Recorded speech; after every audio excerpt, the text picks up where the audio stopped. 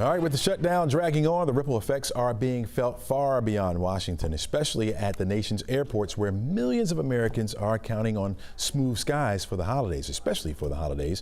The U.S. Travel Association estimates the travel economy could lose up to $1 billion per week as the shutdown continues on, every week that the shutdown continues on, hitting airlines, hotels, holiday destinations hard. Air traffic controllers and the TSA staffing shortages are already taking a toll. More than 3,000 flight delays reported in just the past week as controllers work without pay.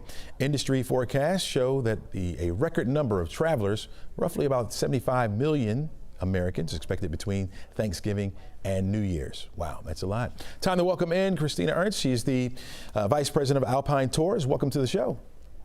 Hi, good morning. Or I should say welcome back to the show. We've had you on before, I know. Thank you. What are you seeing this week as far as bookings go? Is it a good volume, steady, surging, or softening a bit because of the shutdown? I think everyone is always ready to travel during the holidays, and the AAA expects over 4 million people just out of Atlanta to travel.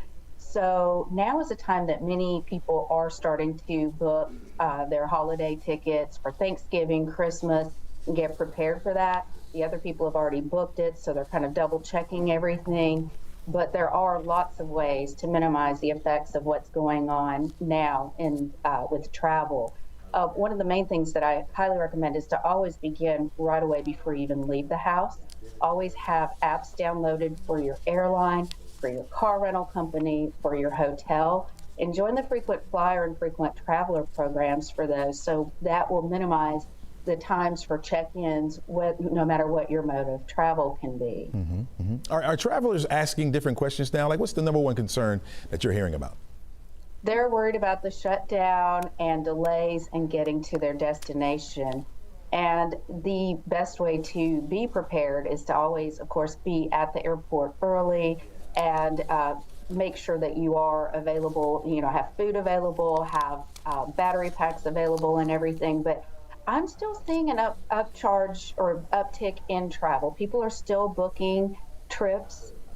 We are now shifting it to maybe midweek travel or actually traveling on the holiday itself to minimize an impact with, so many people at the airports, and just taking extra steps to be prepared for it. Yeah. Has there been any changes on your end? Are you holding prices or adding some surcharge to it?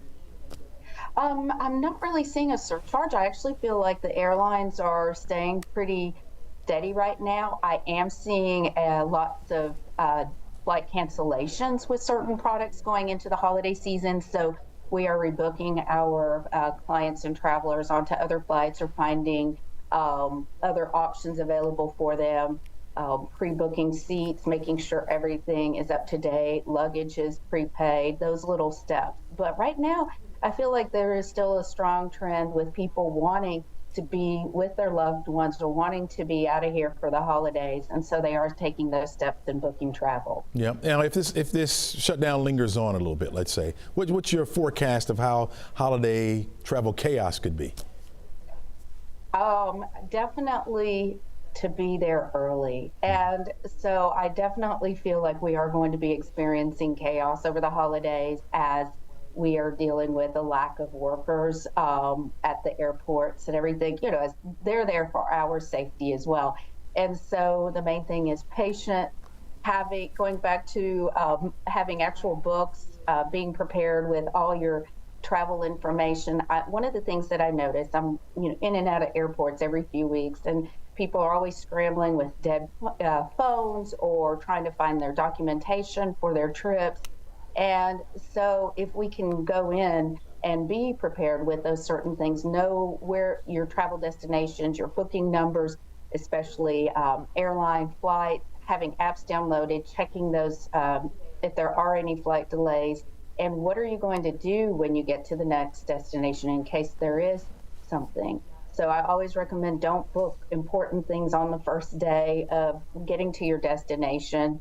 And also, there's some things that people don't do, and that's like maybe realizing that they can pre-order food at the airport. So using the Chick-fil-A app, Starbucks, P.F. Chang's, And that way you don't have to stand in those long lines, especially if you are scrambling trying to get to another flight. There you go. If there is a delay. Yeah, some good advice, Christina. Really appreciate that. Thanks for joining us today.